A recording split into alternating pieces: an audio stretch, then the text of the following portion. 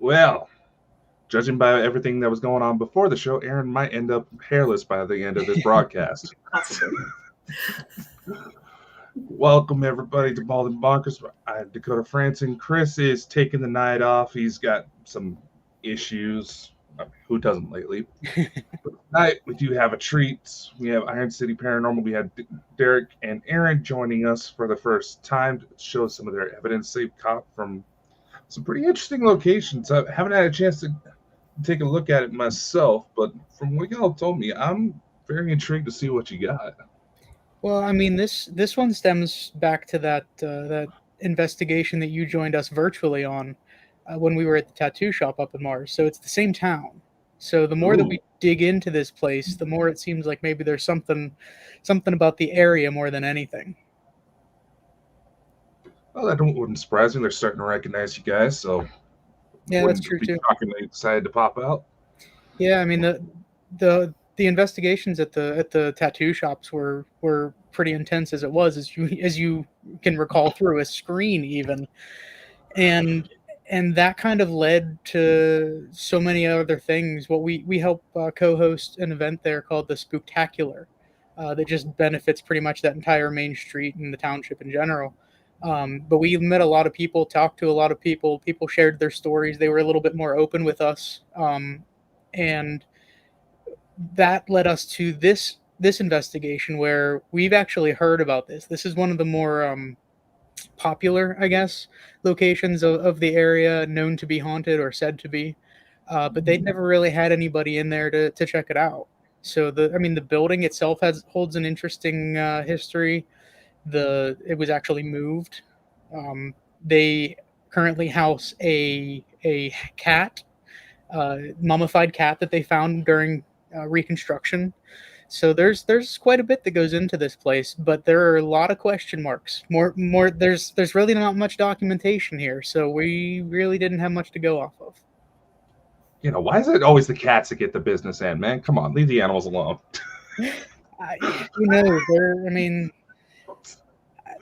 Devil cats, right? That's what they're saying. They stick around, dogs don't. Dogs go to heaven, right? There's a movie about that. Oh, yeah. But, I think we should give Erin a chance to introduce herself since it's the first time she's been on our show. Derek was telling me some very interesting things about you, all horrible, naturally, but... Obviously. She has too much hair. We got to start pulling it out. Yes. Well, my kids are working. Sure that'll happen. Yeah. So tell us about yourself, Erin. Yeah. So I've been partnering with Derek and Dan here for almost a year, I guess, now coming in. Probably about 8 months, something like that. I mean, on a regular basis. Before that, it was kind of on and off. And she actually had joined us, if you recall, the way that we started at my bachelor party. Yes. She actually joined us at her sister's bachelorette party. So that was an interesting turn of events. But all right. I was pregnant with my second at the time, so I didn't stay the entire time because whatever was there was very interested in my little one. So after the tour, I bolted. But I've known Dan and Derek for years. I actually grew up next to Derek. I've known him since I was 4 years old, I think. So known each other for a very long time. Decided that I wanted to come on with one of their investigations a while ago, and it was a lot of fun. And then just kind of like latched on from there, I guess. So it's been a very interesting last year or so. And just by starting this, I feel like it's kind of opened up a lot of different things in me personally that I hadn't been open to before. So that's been an interesting journey as well. But yeah, it's been great so far. It's actually been very interesting for Dan and I to watch, because she came to us knowing that she was sensitive, having these sensations very similar to what Dan gets with certain tingling sensations, just her knowing things are there. But throughout a few investigations, it's like she really started to open up, and now she can just we can use her abilities to guide us, and that's kind of the point that we've gotten to, and it's really cool to see. It's been very fun. Yeah, it's been very Sounds fun. like it. Sounds like it. My goodness. Mm-hmm. So I already do have the file pulled up for all the evidence. Shall we get into that? Yeah, I mean, have at it. If you want to go into just the pictures first, there, we can kind of guide you through a few things that we had noticed. I actually have a picture of the mummified cat in there, and we can kind of go through that too. Chessie. All right. All right, come on, load. Uh, Give it time. Technology, you know. I don't know. Oh dear There lord. she is. So the building itself was actually built in the 18, I want to say 1860s. I don't Hmm. recall off the top of my head now. I want to say it was the 1860s, and they actually had gained quite a business up there because that's north of the city. There's really not much else there. So this train station kind of became the main hub as the economy of the town grew. But eventually, as things do, the town kind of took a hit. The railroads weren't as popular, so they actually had closed the train station. Now they opened and closed it a few times throughout the years, but ultimately it shut its doors in, I want to say, the 1980s. From that, the historic district ended up buying it in, I want to say it was the mid 1990s, and they wanted to reconstruct it at least to a certain point and create a museum out of it. Basically, when they went in and they started reconstruction, they realized it was in horrible foundation condition, so there's no way to rebuild on top of it or anything. They decided to physically move the building. So they picked it up from its location, moved it across the train tracks actually, and kind of reconfigured the entire building to what it once was. During that period of time, the construction workers found this very cat buried in the foundation. And no one really knew anything about it until they started asking questions around the town um, that actually brought up this town cat. It was just a stray cat, but it would attach to some of the workers there, just the train station workers. It would follow him to work. It would hang out at the train station, and then it would follow him home and just disappear into an alley. And it happened for years, apparently. So much so that they nicknamed this cat after the Chessie train. So one day it just disappeared. No rhyme or reason. People just, assumed the worst, or maybe somebody took it in. Nobody really knew. So it kind of got lost. No one really talked about it anymore. Mhm. So this is actually thought to be that very cat who fell into one of the foundations, was trapped in there at some point somehow, and I'm assuming due to the elements there, it was naturally mummified. But this is actually one of the more this is the main story that really drew us to the entire area of Mars, was this shadowy phantom cat that just kind of appears, disappears. I mean, so much so that that's actually the tattoo shop was one of the places that we followed a cat's meow outside. And so we just kind of assumed with those stories that maybe we were running into this town cat. It wasn't until this spooktacular that we were kind of pulled back in here, and we were finally let in. And I think Aaron and Dan both could tell my excitement because I had heard the history of this place. Yes. And ever since then, though, ever since these people have been running a museum, they've been hearing these cat meows. Specifically, they've been, you know how you can tell when a cat's walking. There's definitely a difference between a dog and a cat. It's such a very light, uh, just a paw tap, and so people were hearing that. Construction workers were seeing paw prints in sawdust. So it's said that the cat returns still to this day. And I'm fairly certain we came across him, her, I don't really know, at the tattoo shop, and we think that we came across her here too, uh, perhaps indirectly, actually. I think Aaron and I were actually in the other room when Dan was doing his own thing, in the room across the way. All of a sudden, her and I are talking. I think we were setting up a camera, and he goes, "Did you hear that?" It was just we had no equipment. Well, we had no recorders running at the time, so we couldn't play it back and listen. Luckily, we did catch this through one of our static recorders or our static cameras. So I transitioned the camera into an MP3 and started to clean it up that way. So if you go into the recording section, there's actually a few different variations of this. One is just the kind of unedited, untouched where he thought that he heard a meow. I touched the other one up a little bit, and then it started to get a little bit distorted. So that's kind of where I stopped. But Yeah. if you go back to the train station, there's a recordings folder. I believe I tried to name these as best I could. I don't see the name on that one. I don't know why, but okay. I believe it's going to be towards the bottom actually, because it occurred in the middle room. All right.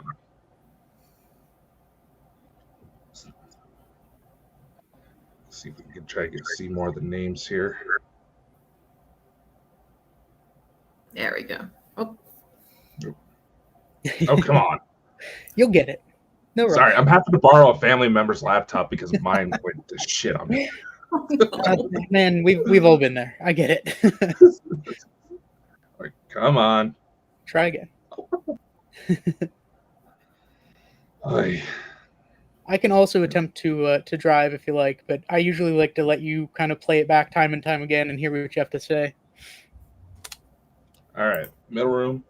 Oh, I'm in the pictures again. God damn it. Too far. No such thing. Okay. Not here. Middle room. Okay.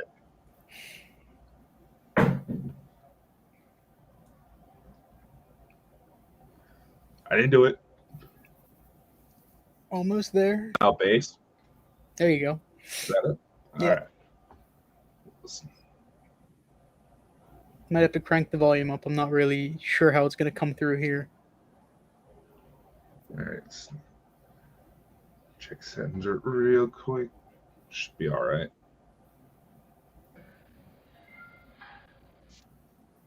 Okay. Did you hear that?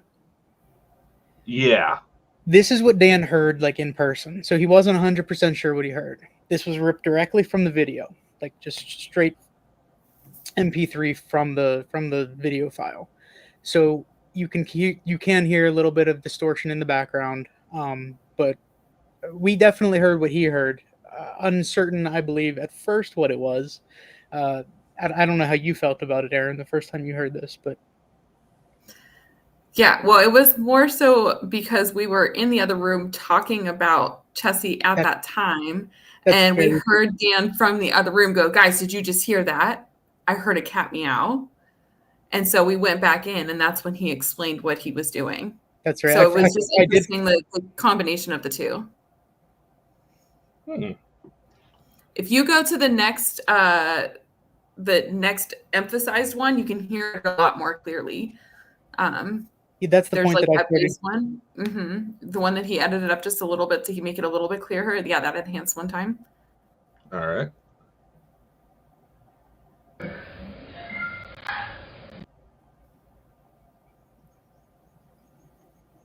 Definitely. Yeah. I kept it short so you could just kind of keep playing it back over and over again until that's the little meow. Yeah, it definitely sounds like a female cat trying to get attention. Yeah, and I think I tried to clean it up one more time, and then it started to get a little bit distorted. So Yeah, it got a little bit more difficult to hear. But either way, I mean, it was a very intriguing moment, especially knowing the backstory to that place.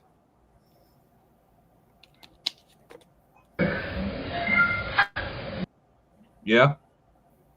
You hear it. Yeah. I think what is so interesting about this particular place, the cat is very cool. But we went into this place thinking, quite honestly, like nobody had been there before. We're probably just going to hear a cat, and that's it. And so we were supposed to be there at 8. We'll probably be done at 10. Yeah, we actually had that conversation back and forth with each other. We're like, we'll be out of there in 2 hours. We'll there's not a problem. That was not the case. I think it was 3 a.m. that we were there until. Yes, and it was not because of that cat. I can tell you that right now. No, but that was just a good introduction. But yes, you're absolutely good introduction. It was a great introduction.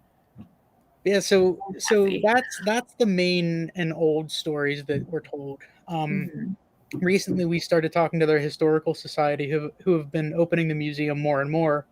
they actually installed like a mini, I forget what she called it, but some kind of mini rail line outside, so kids could ride it. They added a caboose in so you could see what it used to look like. So they've been adding things to this, so they've been there more often. In which case, they've been seeing more things. They don't know what they're seeing. They don't have a clue what it is. They think they're going crazy half the time.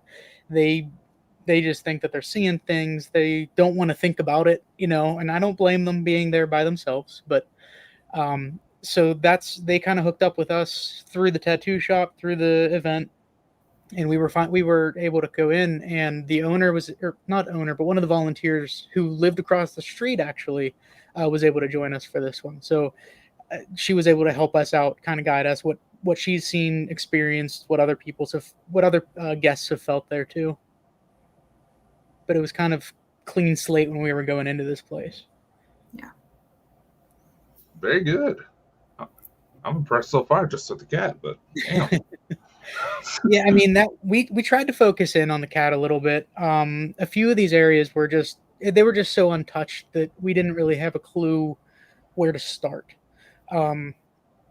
But so we kind of opened the floor up, and we just started where we thought would have the most activity in this middle area. We just called it the middle room, which is where we heard the cat.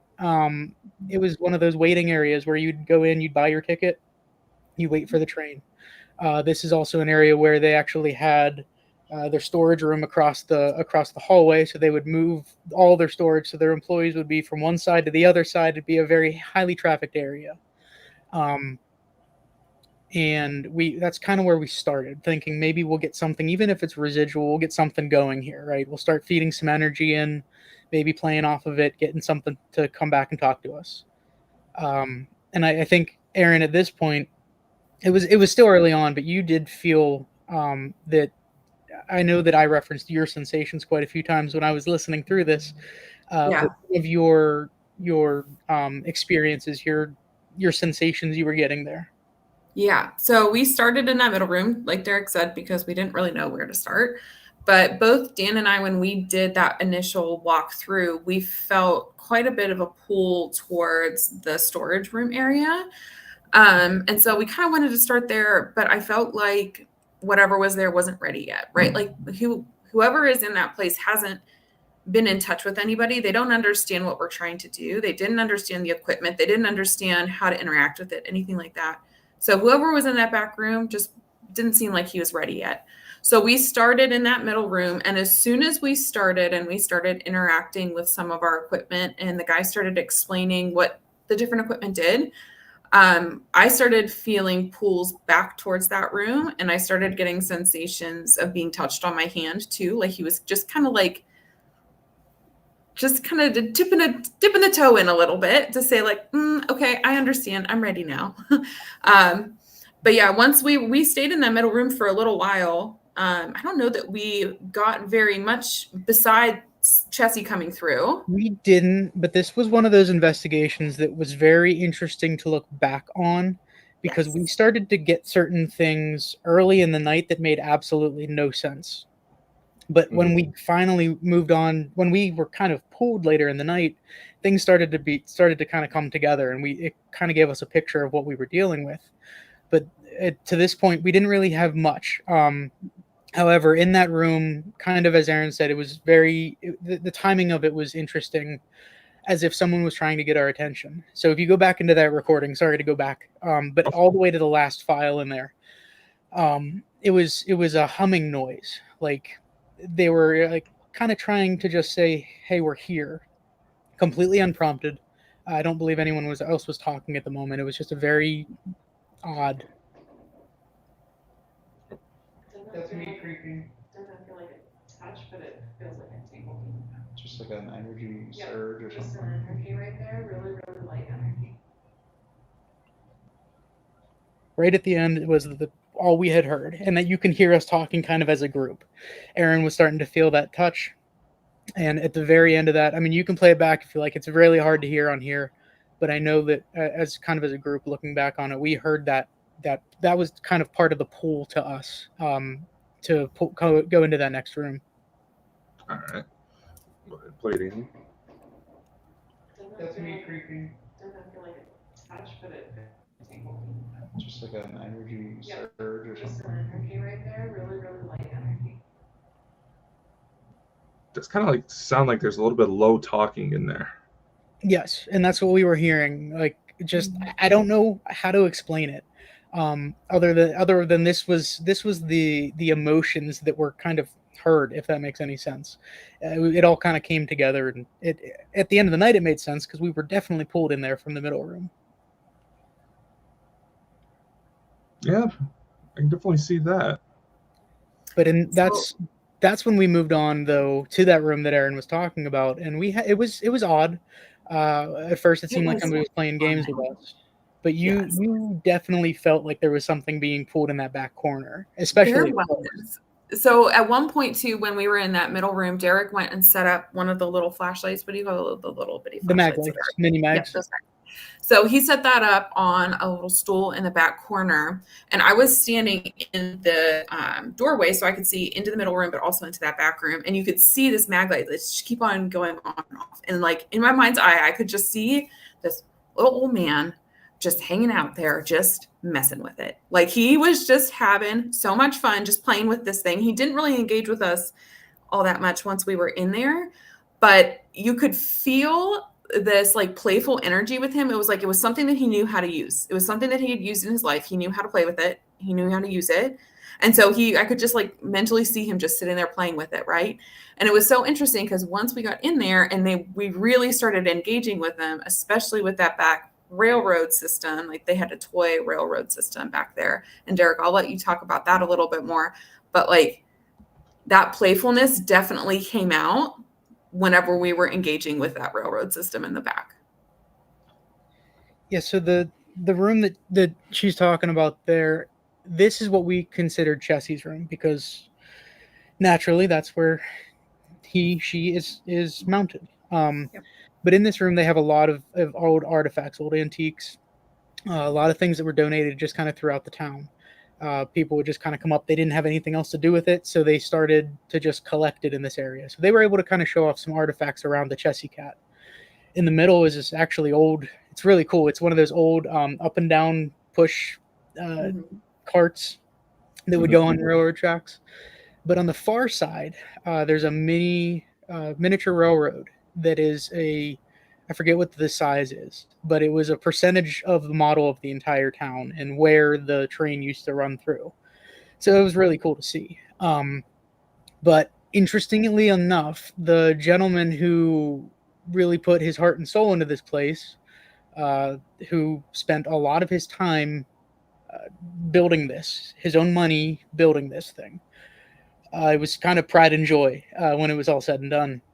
But it was, Aaron, I don't know if you remember, but it was a couple years ago that this man passed away, correct? Yeah, 5 years. I think it was 5 years ago that he had passed away.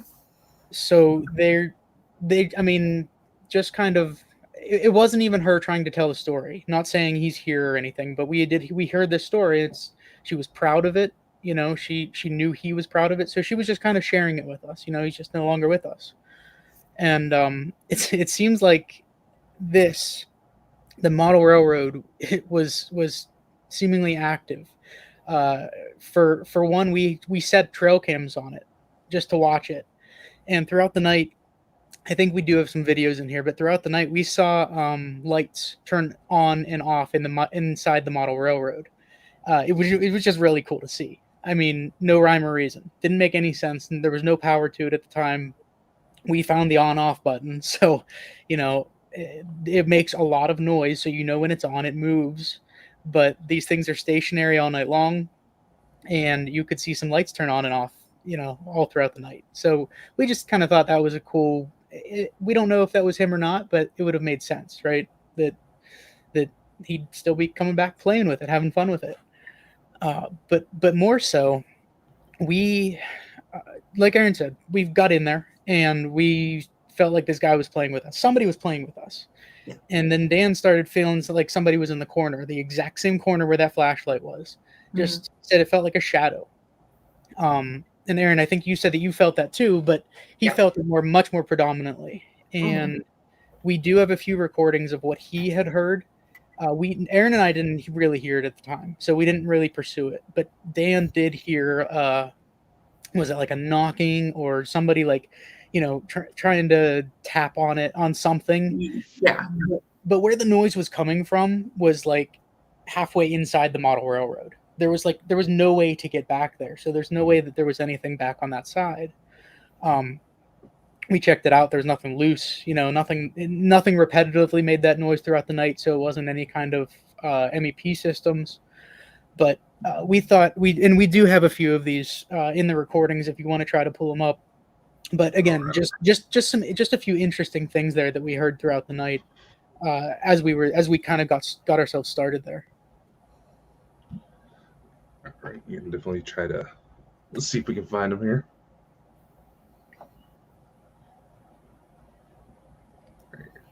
Yeah. So at the very bottom of the chassis section, let's say, there are two that are kind of perfect examples of some of the things that we were hearing throughout the night.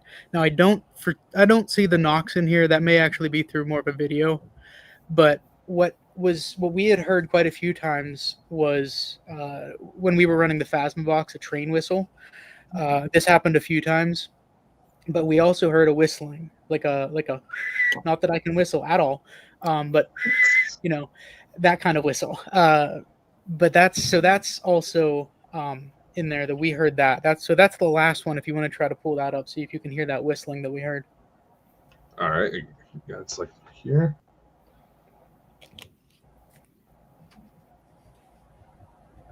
Can you turn that light on very bright?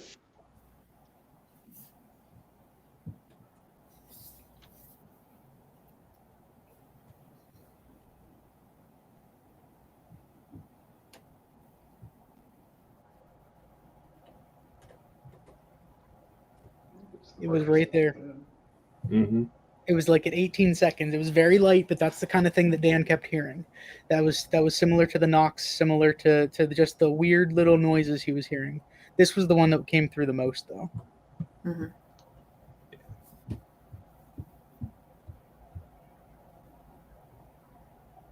It's the brightest it's been. Yeah. So again, very minimal, but we kind of started putting things together at that point, feeling that something was in that room in that back corner. From which point we figured, you heard Dan in that clip too, asking if they could use the light to turn it on off, which we've had great success with in the past. But we were getting nothing. Like if you even refer back to Erin's thoughts and what she was feeling, if this guy was here, he was messing with us. He wasn't giving us answers. He didn't want to talk to us. Not really. He just wanted to play. Yeah. Exactly. Yeah. So we decided, though, to try to give them a voice. We're thinking something's here. They don't seem to want to just, communicate this way. Let's try to let them talk. So we got the Phasma box going. And some very strange things, some things that we do hearken back to later in the night. But here, one of the very first things we heard as we're sitting discussing the miniature train, this other clip, it's the next one up from the one that you were at. I'll let you listen to it and tell me what you think. Although, Do you want me to turn the train on?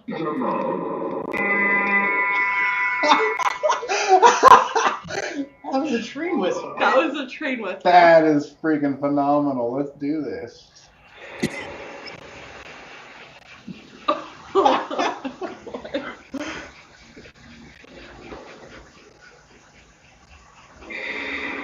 Did you build the train?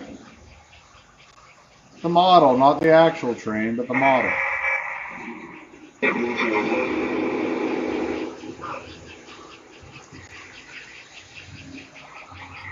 Speed there. Yeah, I did.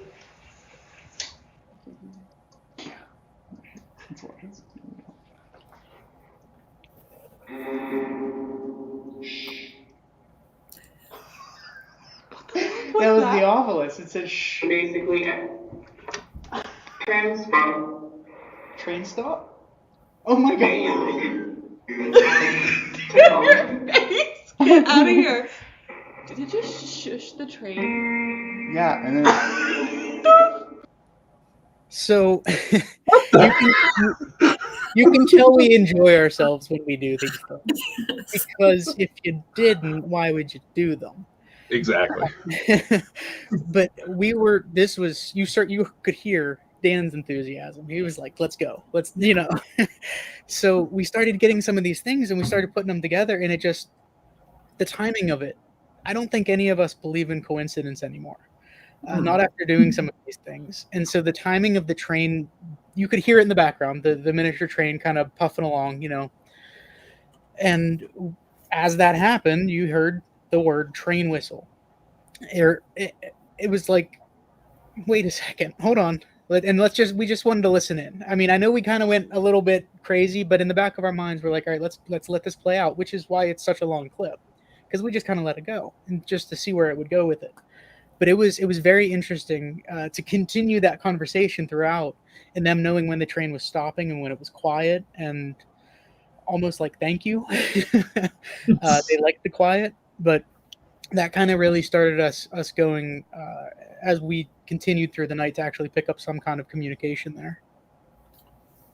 That's definitely an interesting one. Yeah, and I mean, it's like I said, it's more of the timing of it than anything.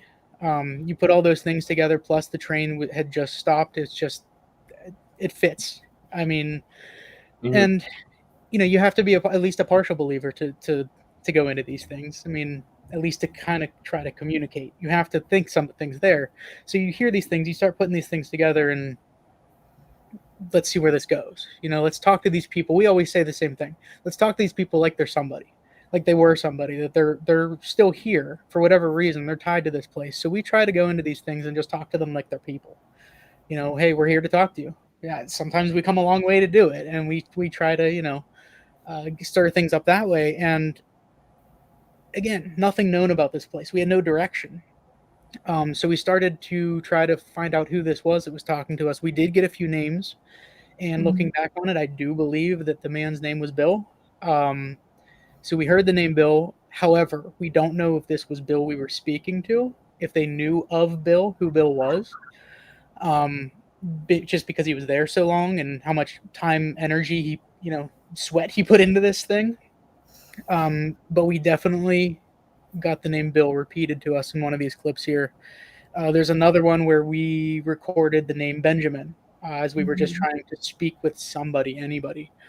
So actually, it's the first two clips of this whole thing, of this whole folder. I mean, the first one's the one where we heard I don't like to give things away. But obviously they're named that way, and we're just talking about them. So what choice do we have, right? But this is the one where we heard the name Benjamin, and then I mean, you can kind of see where it's going, and then we ended up getting Dan's name at the end of it.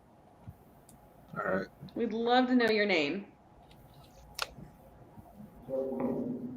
anybody in this entire building can hear me and would like to come talk, please come do so.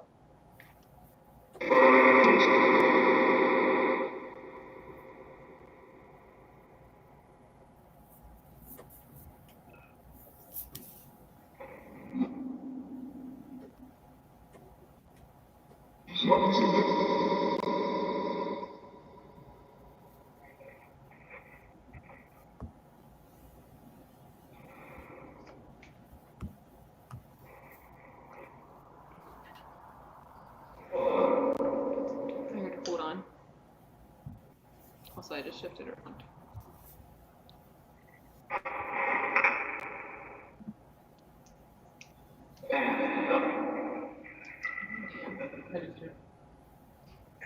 Yes. No. Yes. Yes. This is Dan. Entry. Bonetown Dan and entry. They always like to screw with Dan, don't they? Always. It doesn't matter what we're dealing with, where we are, always. But this was just kind of an example of one of those names that we were hearing, some of the intelligence that we were feeling. And if you wanted to go to that next clip, you could try to listen for Bill repeated there. But more interestingly, and we had no idea at the time, we got the name of Schmidt. We'll tell you in a minute if you want to find that clip as well. All right. Is this Bill? Bill? Is that you, Bill? Thanks, Dan. always the interesting one, right? He's the talent. But you could hear the name Bill there a few times. One of which I thought it was Dan saying it. I went back. First. I talked to him, and he said he did not say the name Bill first. And then I also had a video on it to kind of cross-reference it, and it was actually the name Bill that we heard there, and it was not Dan's voice. It definitely does kind of sound like voice similar to Dan's. I can see where that confusion would come in. That's exactly why I went back to him at first. Like, did you see this? Like, Yeah, you fucking with it. But no, I was kind of able to kind of reference the camera footage from looking at him. Unfortunately, the entire time. I mean, fortunately. He's not even here to defend himself, Derek. That's why I'm doing it now. Punch later. Anyway, but so the last name that we had heard that was interesting later on. If you want to listen for that one now, you can. If you want to come back to it later, we can do that too. But the night kind of progressed in a different manner than we were intending after this one. Mm-hmm. So was it that Schmidt one you were talking about? It's Schmidt, yeah. It's the third from the bottom of Chessie, I believe. Third from the bottom, Chessie. Yep. I got my phone here. It's coming in handy. Yeah. Dude. You guys can better explain.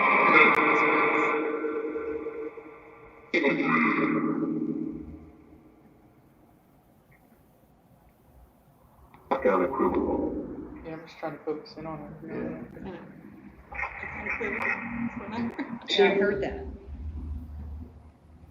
So this uses like radio waves. So you can explain it. Correct. Yeah, it uses radio. It's essentially like radio frequencies, kind of like that spirit box that we used before, and it electronically cleans up all the white noise so that you don't have all that white noise sound bleeding through.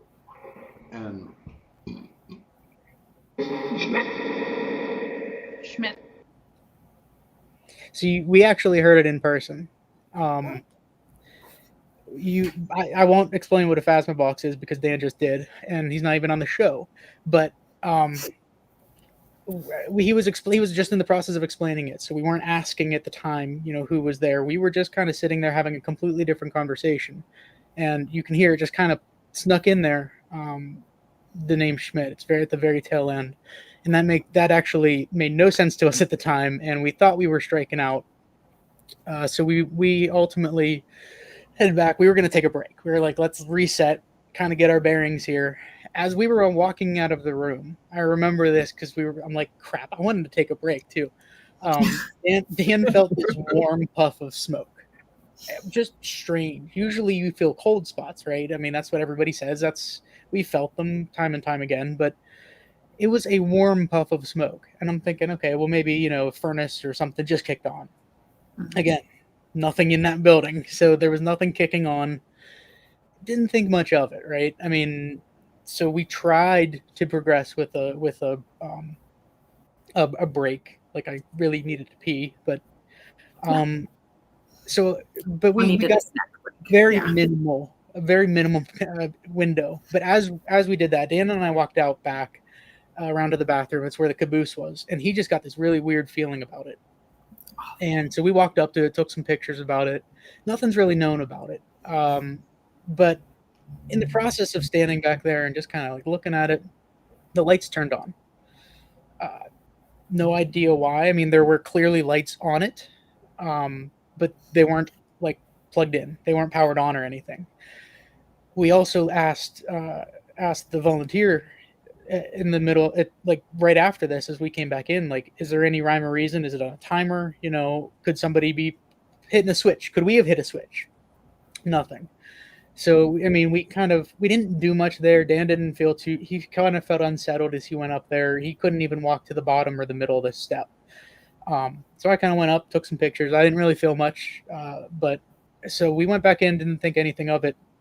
At this point, Aaron, is this where you had your conversation with her though?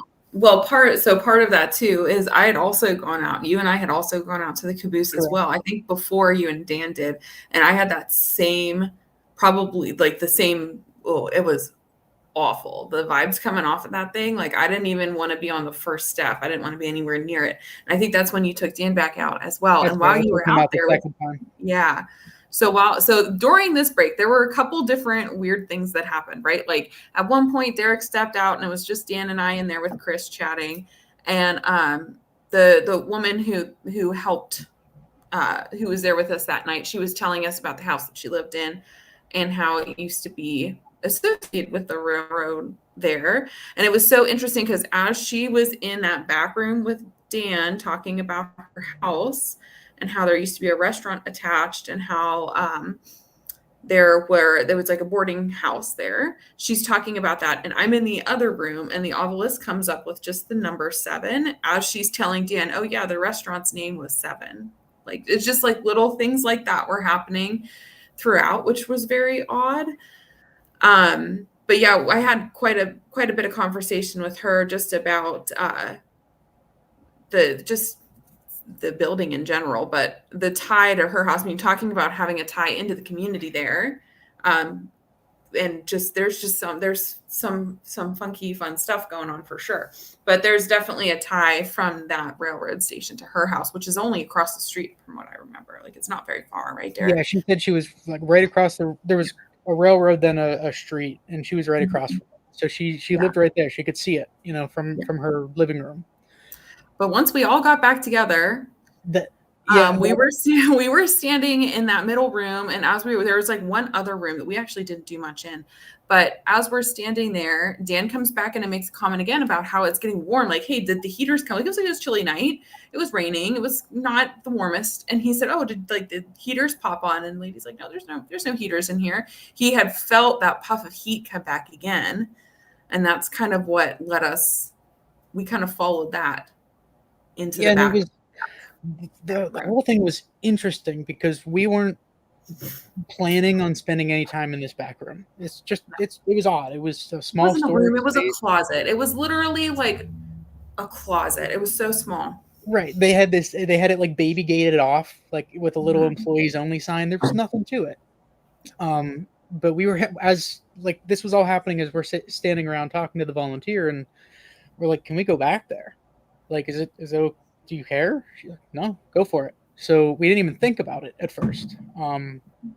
So we kind of just started getting a feel for the location. I tossed some cat balls out, tossed the camera there, kind of prepped us. And as we were doing that, I believe it was Dan who first got like that real weird pull. Yeah. Well, he felt heat in there too again. Once we got into that room, he felt that rush of heat again too. But he said it was a little bit different, almost like it was a relief kind of thing, where it's like, okay, we finally got them here. We wanted them back here for some reason. Anyway, there's in the back of the room, there's really no room to move. We do have a few pictures just for you to kind of get your feel for it if you want in the picture section. But it's a bunch of weird medical stuff donated, a lot of things that were there from an old chiropractor's office, just a whole lot of stuff. So I mentioned earlier to you, Dakota, off to the side, that we wanted to show you a few pictures and just to see how you felt about them. So the medical rooms there's 2 of them under the chassis, and then there's one way up at the top that I'll have you go to as well. But give me your impressions. I'm just curious how you feel about this, and we'll go into it more after.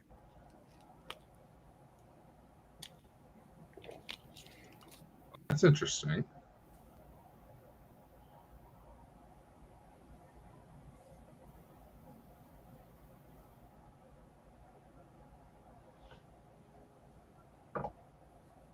almost looks like to me there might be someone standing either right next to it or on the inside of that glass box there.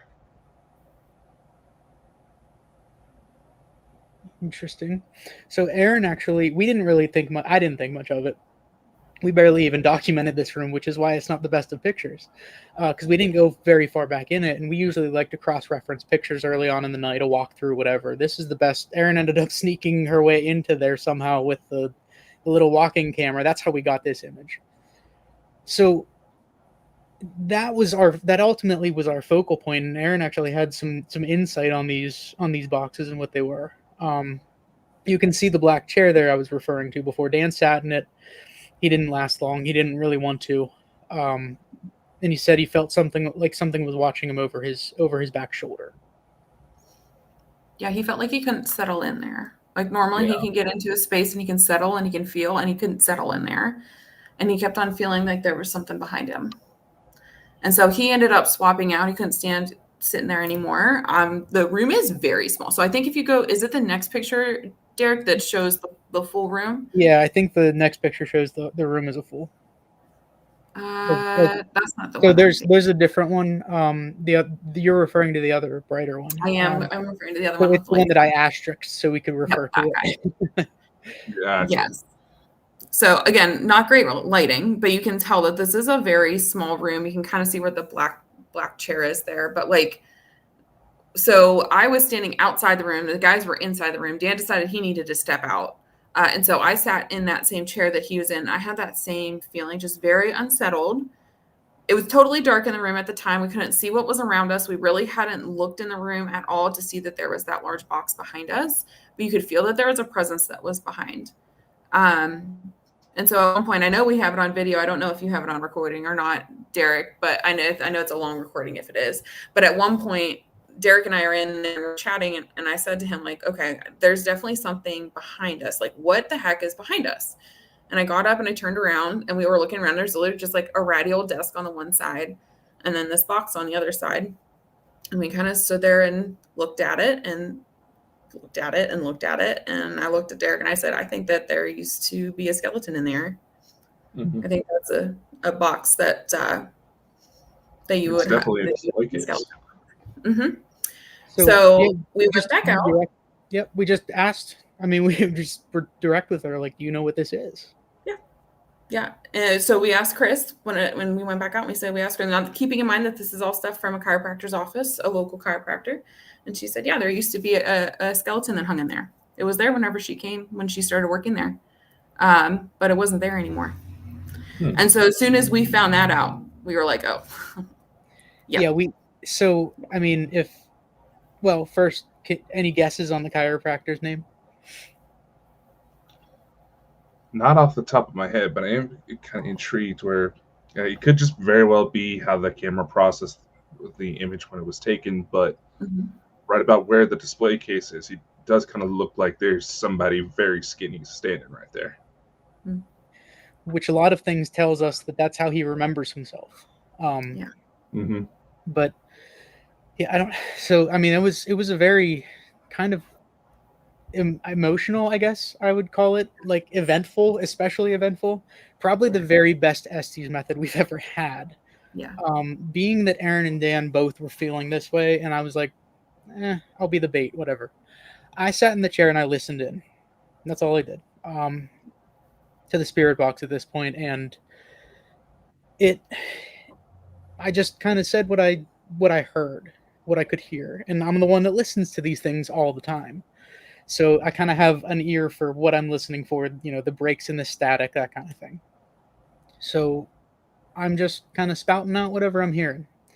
At this point, it was more Aaron and Dan's ball game. It lasted, 35, 40 minutes is what we ended up with? It was a long time, and it was one of the most exceptional conversations. It was not spouting off random stuff. We had a conversation with this person. We had a name. We knew things about him. And I can tell you just from after we figured out what was behind us, just like you were saying, Dakota, you could feel him. He was standing next to that box with his arms crossed, just sitting there. He was guarding it. That's where he was. That's where he was placed. And he was just He had been waiting there all night for us to get back to him. And if Waiting all so, night. And that conversation with him, first of all, I wish that Dan were on here today because he did not want to talk to me at all. He didn't want to have anything to do with me. Anytime I would ask a question, he either just would not respond or he would like physically touch Dan and like redirect the question back to him. And the interactions that Dan and he had, all the excellent. while we heard not you or something in reference to Yep. the woman or whatever, so they did not want to talk to her for whatever reason. Not interested. No, And sir. I know from, there's no way we could go through all these because it was like she said, it was a conversation. It was a 40-minute long conversation we had, and there's no way we can make it through all of these. However, there are a few that are just so crazy. Like, we got the guy's name. If you go to one of the recordings about the medical room, I believe I have it. I'm sure I'm just going to give it away, but the name Dave or David. And we got this a few times actually, and I don't have a clue what's going on conversation wise when I'm under with this the noise canceling headphones. Not a clue. So when I put these things together and listen to both sides, what I'm hearing, what I remember hearing, this name came across so clear to me, and it came across a few times. Yeah. Let me see. It come here many pieces. Yes. Yeah, see, there's another one. Feel free to click on any of those. I tried to pull the better ones, but if you want the story along with these, I think the story is a lot more intriguing than any of the evidence because it all tied together so much. Can I? Oh, all you, Aaron. Go. It was amazing. Okay, so first of all, he didn't want to start talking at first. He didn't know how to interact, just like some of the other ones, but he wanted to talk, but he didn't want to talk. He was nervous. But by the time we finally started pulling things out, he started by telling us what his name was. He repeated it multiple times. But then he just started like saying full freaking sentences. Like, we came to the realization that there was a skeleton that was in that box that was in can I say the doctor's name? Can I do it? Yep. Was in Dr. Schmidt's office in the local. Yep. Mm-hmm. So the cliche. local therapist's office. Sorry, I couldn't help myself, And so this skeleton has been hanging there for years. And he literally said, I came here many pieces. I couldn't breathe. So there is one. Go to the bottom medical room. It's medical room whistling. This was room amazing. with Mm-hmm. Dave and body. Wow. Yeah. I don't know how long this one is, but this is one of the more intriguing ones, I think. We'll give you the opportunity to come forward and talk to us in a completely open and honest way. We're here to be part of the solution. Dave.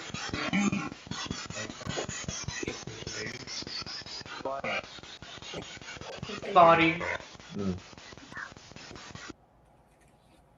So that was, you can hear what we're fighting through when we're listening to this stuff sometimes, because it's very minimal, but you can hear me as we combine this, kind of saying what I hear. So you hear both sides of it in this. Mm-hmm. But that was the name that kept coming through, that Dave. Kept coming through. Yep. He told us that, he came there in many pieces, that he couldn't breathe when he died, that he felt like he was dust, that he had one child, that he was German, that he wanted to get his body back, that it was absolutely incredible. Some of the stuff that was coming through.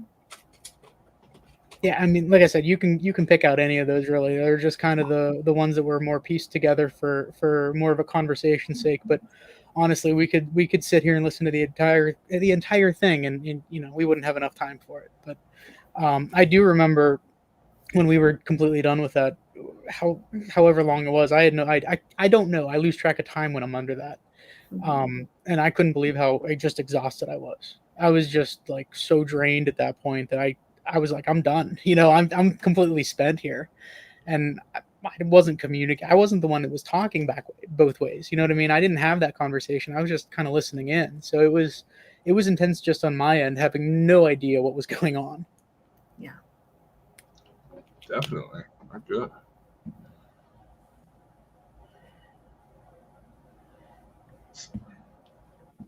Very curious about this one now. Mhm. Man, I'm morbid. Human being ever deserved to be put on display against their will or not, at least without their knowledge or their acceptance. It's not okay. Like I said, even though we don't have anything to do with what we do with part of it, that it deserves more than that. You deserve more respect than that.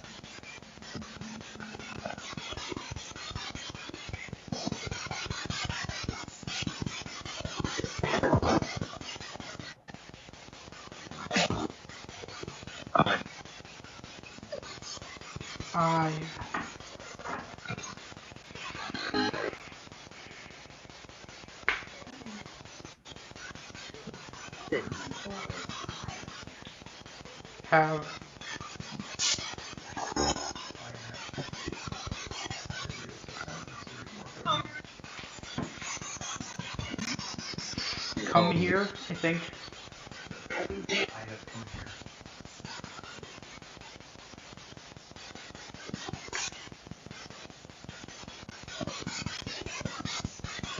What did you come back to do?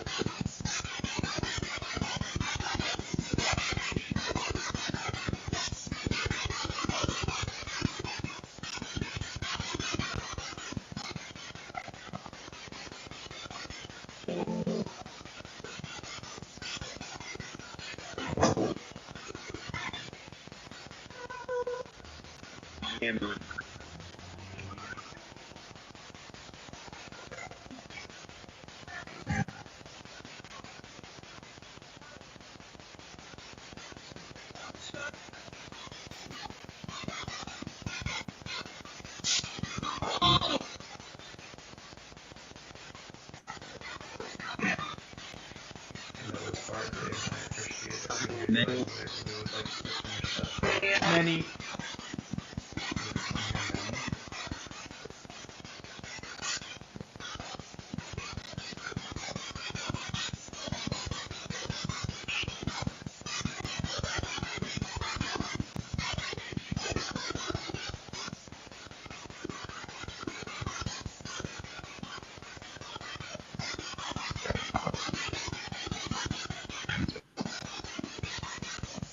Pieces.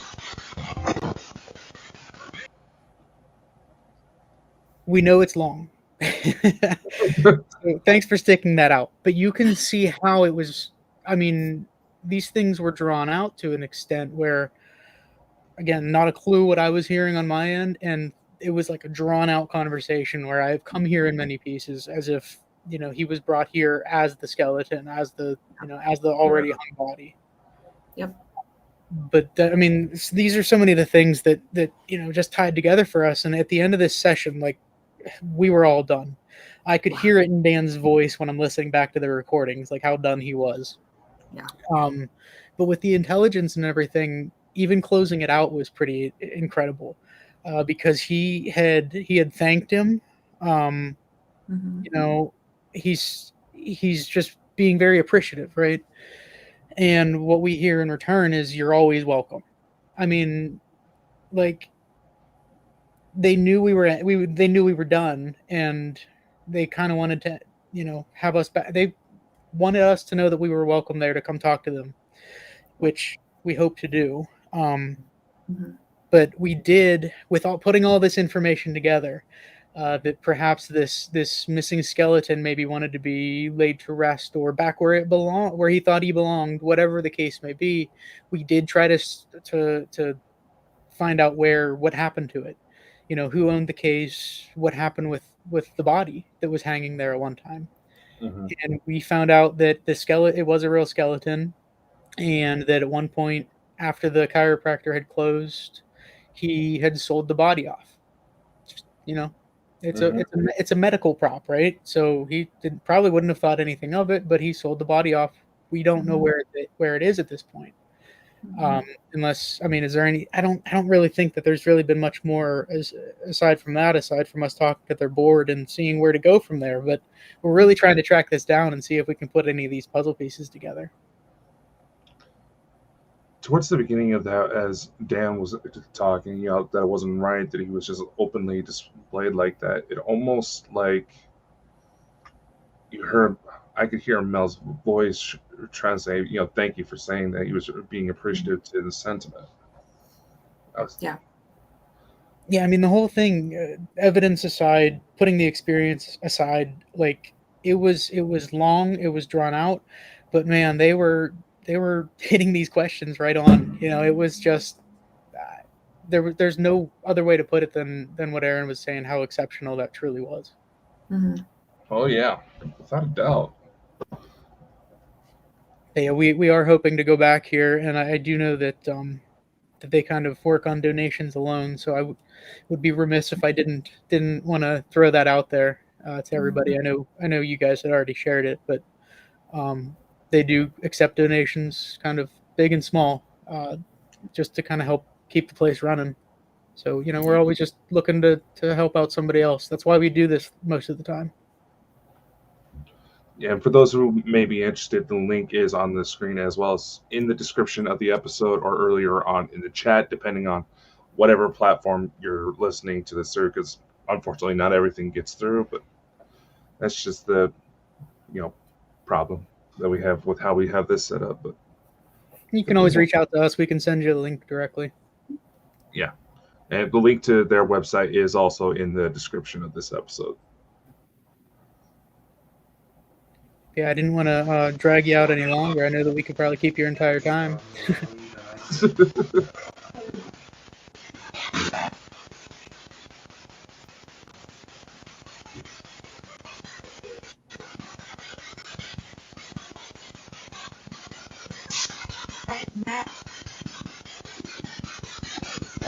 Right now.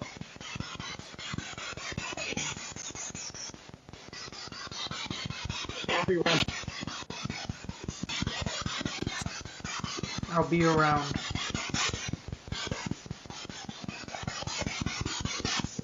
Dave, do you want us to find out what happened to your body and come back?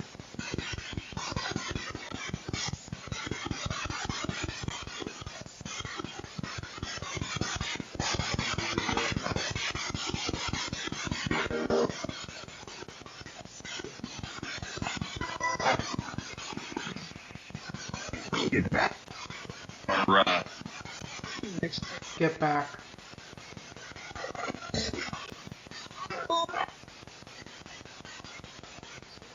Home.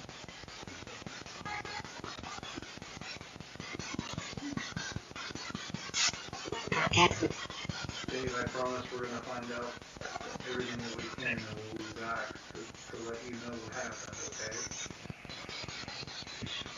Is it okay if we leave that there? You are.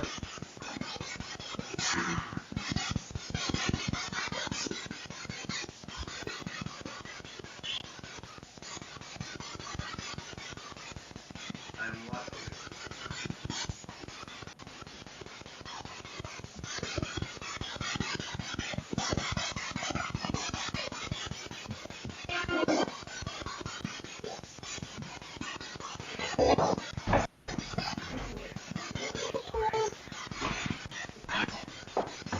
He's so good at it.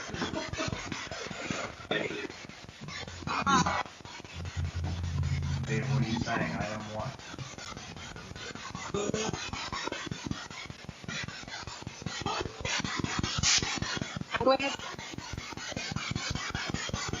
Always. Welcome.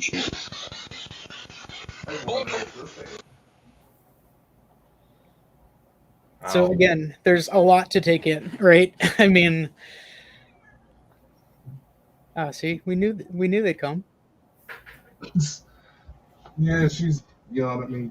The door's shut. They can't get out. But no, I mean, So I mean, if you are interested, if anyone out there listening is interested, we can you can always listen to it, look through everything, videos, pictures, everything on our website at ironcityparanormal.org.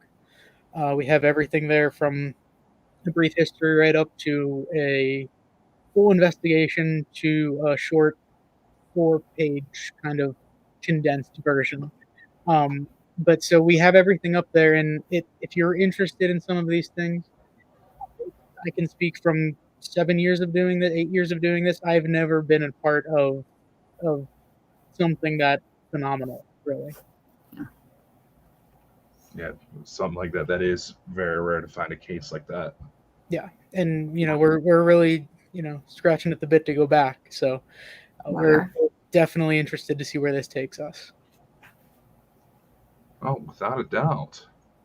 But with that said, what we want to do is kind of give you a taste for what our next investigation. This one was from Lake Shawnee, Okay. and it was just Dan and I. It was interesting. There was one location though, just in particular. If you go into the pictures, I don't really want to tell you anything about it yet. But there was one spot we just didn't feel right.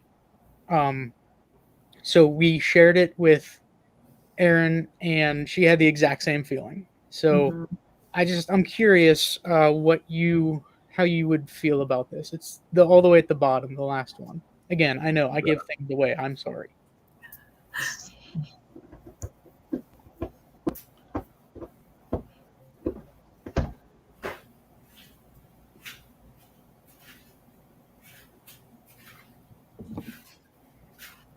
Huh. I don't think that's actually. That's not the right picture. Well, at the bottom. That's my bad. Okay, you can still look at it. It's still creepy. Okay.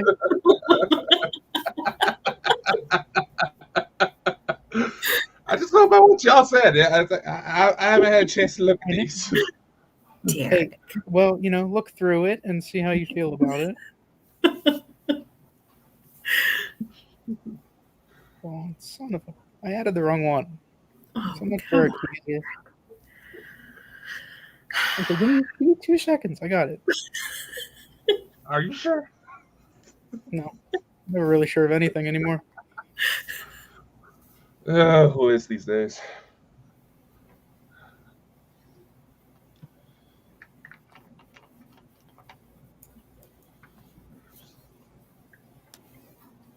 Okay, found it. Uploading it to that picture's right there.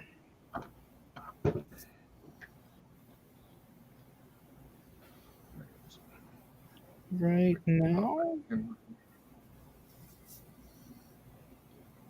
No, it's just a screenshot, so I apologize.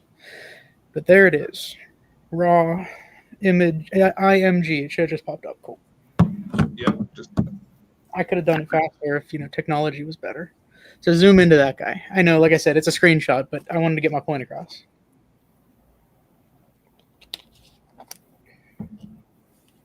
That's actually coming through decently. oh yeah. See, Aaron, I knew which picture I wanted. I know. Just initial thoughts, because I think this came upon Aaron pretty quickly, right?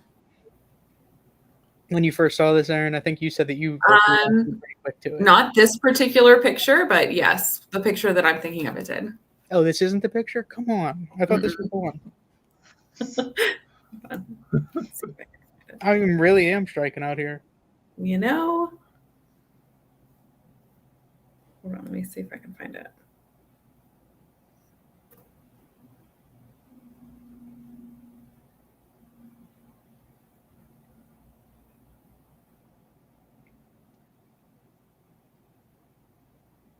But still, first impressions alone.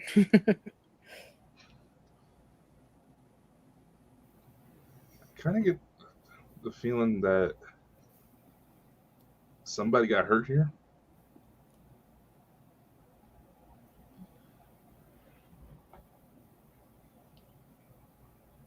So there's quite a few things to take with that.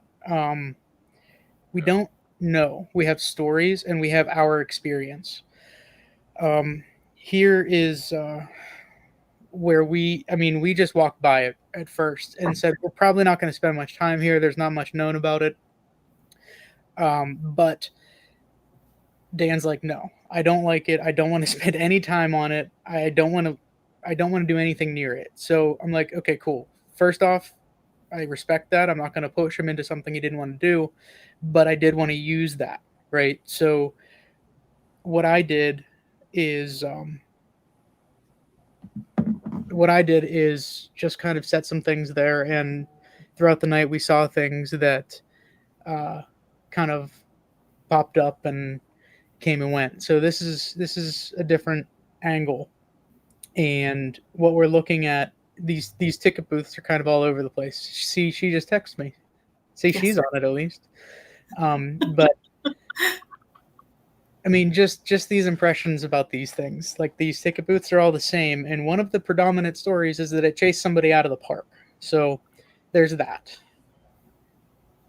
Yeah, getting a feeling that this doll here has something to do with that. Okay. I mean, that doll is creepy.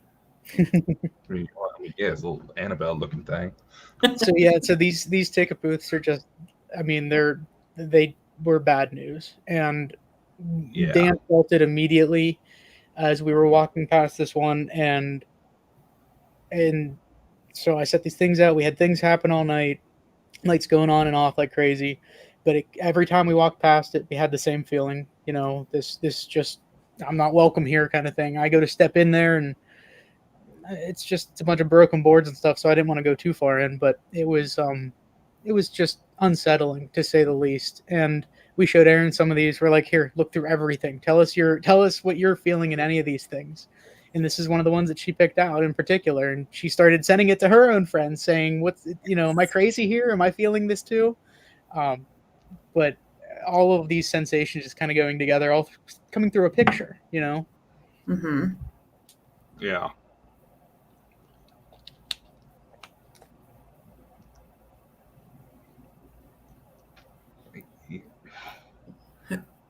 I'm almost at a loss for words for what I'm wanting to say, because I do not get a vibe that anybody friendly was hanging about in there.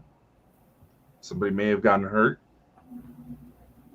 Probably a little bit too grotesque for some of the platforms we're streaming on right now. It's all possible. I mean, the one thing that we got is that there was somebody there. They wanted to keep reminding us throughout the night, but they weren't going to talk to us. They just wanted us to know that they were there. That was relayed through the message. I think Aaron, me, and Dan all have this big text stream like this, like just talking about it. And it was pretty incredible. Yeah, so I looked at these. So Derek sent me a whole list of pictures from this place, and there's some really, really cool ones of just like nature taking back over. I remember leafing back through, and there's this picture and another couple that this particular tick booth is in that I felt very uncomfortable looking at. I felt like I was trespassing looking at it. I felt really freaking weird. Like, there was a definite presence that was not very nice. And I ended up sending it to my mom, who was on the stream here a little bit ago. I don't know if she's still on here or not. I did a little test with her, and I also showed her this big folder of pictures, which had like 80 pictures of it. And I said to her, hey, look through this. If there's any of these pictures that like make you feel something, just like let me know. Just pick out a picture, let me know. And after about 5 or 10 minutes, I said, okay, are there any pictures that you didn't like? And she picked out every single picture that this building was in. She's like, I don't really know what you're looking for, but like this one's kind of weird. This one's kind of weird. And it was every single picture that this building was in. And she ended up having those same feelings that I did, that she felt like she was trespassing looking at it, that she felt like there was a presence in there that wasn't very nice. And I sent it to another friend of mine too, who did the same exact thing. And it's just, we all came up with the same feeling, same verbiage coming from the same building, the same picture coming through. I don't know if anybody else feels that. Hi, Mom, still here. But it was so like potent for some of us coming through, like even to the point where we could pinpoint through the picture, we could pinpoint where that presence was in that building, even though it's this big. We knew where it was and what he was like, what his ill intentions were. Yeah. Just kind of interesting. Mm-hmm. Yeah, that's kind of where we wanted to leave you for tonight, because I know that that was a lot to digest. Yes. Yeah, that definitely. Yeah. I'm at a loss for words here. That never happens. Yeah, right. We'll take that as a win. But no, I mean, hey, if you get any time, you're more than welcome to all of these, any of these. I mean, you can look forward at some of these if you want to. I mean, you're more than welcome to all of these. We shared them all with you, so you're welcome to it. But we're always looking for input. Even if it's somebody else that you want to pass it along to and get an opinion, we're always looking for that other pair of eyes, someone completely unbiased. So if anybody's listening out there and they're interested, all of our stuff is up online. I know this is usually Dan's thing. He likes to do our plugging, but Instagram, we're at Iron City Paranormal. Facebook, I believe it's the same. Twitter, we are Iron Paranormal, and we have our YouTube channel, which we upload everything raw. We're not editors, we're not in that field. We don't care to be. So everything's raw. We'll get comments all the time, like, what are we looking at here? You tell us, so we're always looking for help, outside opinions, thoughts. You guys are crazies. Everything helps. Well, we had someone saying that we should be promoting psychiatry in this stream earlier, so. Nice. Even the shrinks are getting into this stuff, man. That's not going to help your point.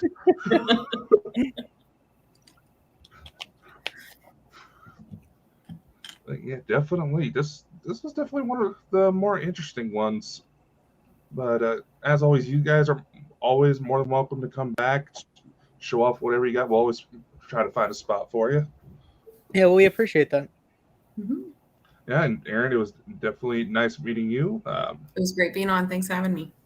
No, anytime. The one person I would love to hear their opinion from on this, I think she's driving herself home from work right now, so I don't want to bother her too much.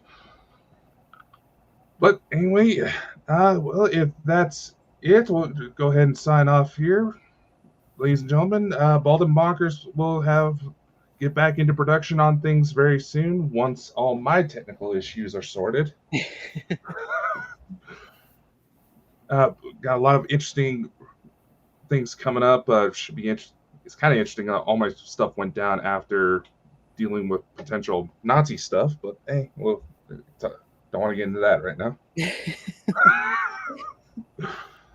Anyway, much love. Take care. As always, do check these guys out on IronCityParanormal.org, as well as check out this fundraiser to help the Historical Society keep this area, the Mars train station, up and running. We definitely want to try to preserve these locations as much as possible because, even though buildings may look empty, they may not be. You never know. Yep. These days, everybody's voices inside their heads are coming on tape, so you never know. Much love. Take care. See y'all next time.